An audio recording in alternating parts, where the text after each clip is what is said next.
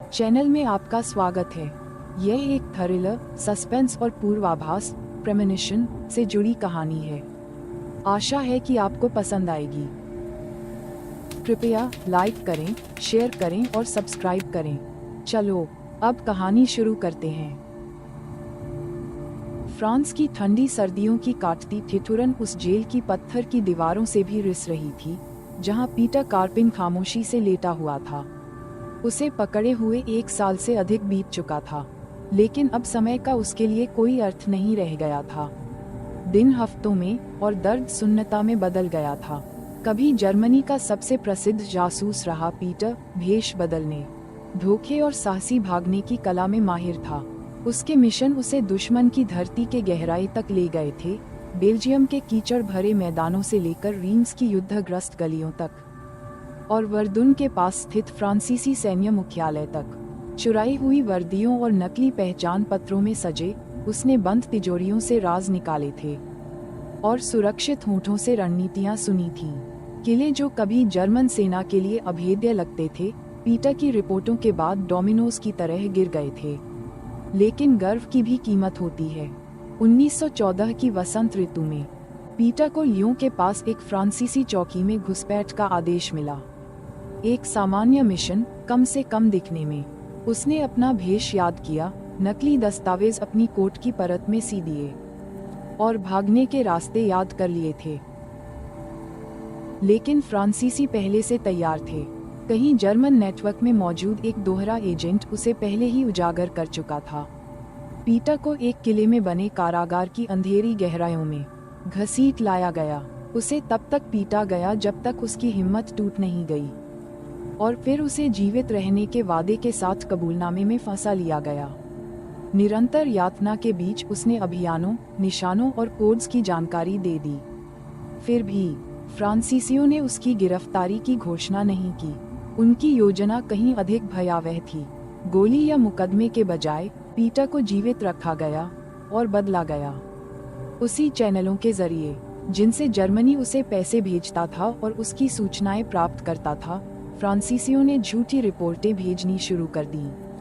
हर महीने बर्लिन को बनाई हुई सूचनाएं मिलती, जो असली जैसी लगती। जर्मन हमले अचानक असफल होने लगे। खाली किलों पर हमले हुए। घातक हमले खुद उनके लिए नरसंहार बन गए। युद्ध की दिशा केवल बदली नहीं, बिखर गई। इसी बीच पीटर अपनी कोठरी में बैठा सुनता रहा, कैसे उसकी पहचान एक कठपुतली की तरह इस्तेमाल की जा रही थी। उसके मासिक भत्ते, जो ठिकाने और रिश्वत के लिए भेजे जाते थे, फ्रांसीसी पुलिस की जेब में चले गए। वे उसके नाम, उसके दस्तावेज और उसकी प्रतिष्ठा का इस्तेमाल चुप्पी और विलासिता खरीदने में कर रहे थे। एक दिन पीटर ने अपनी छोटी खिड़की से देखा, धूप में चमकती एक नई काली सिट्रन कार। उसे पता चला कि वह कार उसके ही जर्मन वेतन से खरीदी गई थी। विडंबना उस पर व्यर्थ नहीं गई। वह कड़वे रोटी, गंदे पानी और गुस्से पर जी रहा था। उसका शरीर कमजोर होता गया, लेकिन उसका मन एक लक्ष्य से तेज होता गया, भाग निकलना। सर्दियों के 1917 में अवसर मिला। एक लापरवाह प्रैरी, एक जंग लगा कुंडा, एक पल की खामोशी, और पीटर अपनी कैद से फिसल गया। वह जंगलों से भागा, किसानों की गाड़ियों में छिपा, जमी हुई नदियों को पार किया और ट्रेनों के नीचे लटक कर सफर किया। जब तक वह जर्मन धरती पर पहुंचा, उसकी दाढ़ी सफेद हो चुकी थी, पीठ झुक चुकी थी और आंखों में एक भयानक ज्वाला जल रही थी। जर्मन सेना के अधिकारी स्तब्ध बैठे रहे जब पीटर ने 3 वर्षों की धोखाधड़ी का जाल खोला। उन्होंने हर बात सुनी, कैसे फ्रांसीसियों ने उसकी पहचान का इस्तेमाल किया, कैसे उन्होंने उसकी रिपोर्टों को मोड़ा और कैसे उन्होंने जर्मनी के सबसे कीमती जासूस को उसकी ही कमजोरी बना दिया। एक जनरल बुदबुदाया, हम एक भूत के साथ शतरंज खेल रहे थे। युद्ध अपने खूनी अंत के करीब था, लेकिन पीटर की वापसी किसी विजय जैसी नहीं थी। जर्मनी धोखे का शिकार हो चुका था और उसकी खुफिया प्रणाली पर से विश्वास टूट चुका था। वह जासूस जो कभी गर्व का प्रतीक था, अब दया का पात्र था, विफलता का प्रतीक। नवंबर 1918 में जब युद्धविराम पर हस्ताक्षर हुए, पीटर सार्वजनिक जीवन से गायब हो गया। अफवाहें फैलीं, कोई कहता वह पागल हो गया, कोई कहता उसने देश बदल लिया, तो कोई कहता उसकी ही सरकार ने शर्म छुपाने के लिए उसे खत्म कर दिया। सच ये था कि वह ड्रेसडेन के पास एक छोटे से गांव में छिप गया और एक नकली नाम से स्कूल शिक्षक बन गया, पर उसके भीतर युद्ध अब भी जारी था। 1922 में एक दिन उसके दरवाजे पर एक लिफाफा आया, बिना नाम का, बस लाल मोम की सील लगी हुई।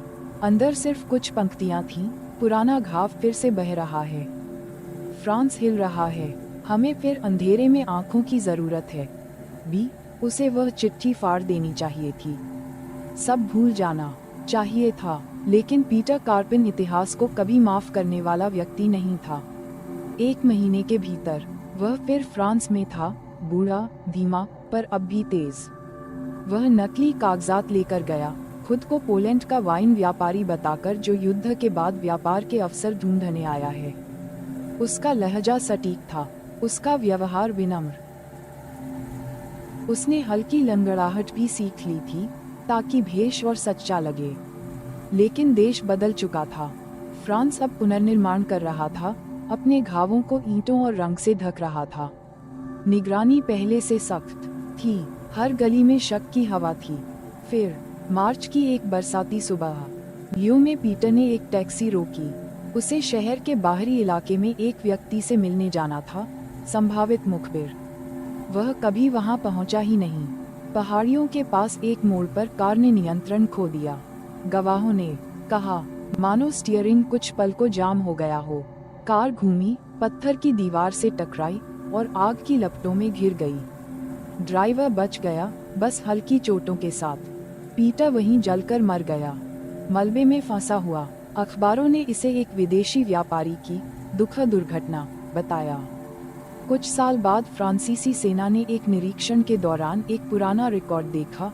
1915 में खरीदी गई एक काली सिट्रोइन कार, जो एक जर्मन जासूस पीटर कार्पिन से जब्त किए गए पैसों से खरीदी गई थी। युद्ध के बाद वह कार नीलामी में बेची गई थी। खरीदार ल्यों का एक निजी टैक्सी चालक, वही कार जिसने कभी फ्रांसीसी खुफिया की जीत का प्रतीक बनकर पीटर को हराया था, अब नियति के एक क्रूर मजाक या काव्यात्मक न्याय के रूप में उसकी कब्र बन गई। ये खबर जासूसी जगत में आग की तरह फैल गई। किसी ने इसे ईश्वरीय न्याय कहा, किसी ने कर्म का फल।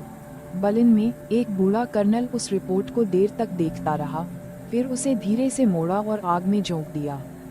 कोई भी युद्ध साफ तरीके से खत्म नहीं होता, वह खुद से बोला। फ्रांस में एक अभिलेखपाल ने कार्पिन पीटर नामक फाइल को बंद किया और क्लासिफाइड क्लोज्ड रैक में रख दिया। उसने कुछ पल रुककर फाइल पर लगी तस्वीर देखी, एक सिपाही की टोपी के नीचे झांकती पीटर की तीखी आंखें, फिर दीपक बुझा दिया। कमरा अंधेरे में डूब गया और उसके साथ उस अजीब और दुखद कहानी का अंतिम अध्याय भी, उस व्यक्ति का जिसने कभी सीमाएं पार की, रहस्य चुराए और जिसे न गोलियों ने, न विश्वासघात ने, बल्कि नियति के मौन और निर्मम हाथों ने समाप्त कर दिया। एक कार, एक दुर्घटना, एक संयोग, या शायद भेष में छिपी एक भविष्यवाणी। आशा है कि आपको कहानी पसंद आई होगी। कृपया लाइक करें, शेयर करें और चैनल को सब्सक्राइब करें। अपना ध्यान रखें, फिर मिलते हैं।